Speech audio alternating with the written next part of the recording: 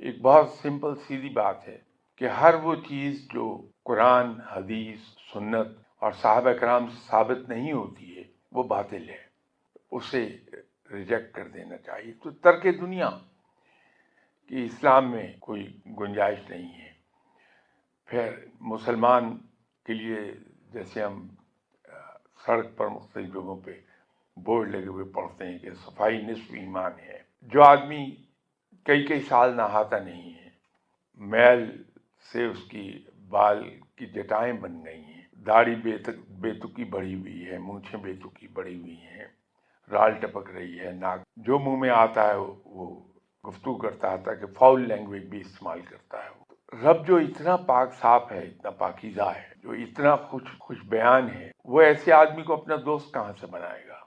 तो मुसलमान तो बड़ा पाक साफ रहता है।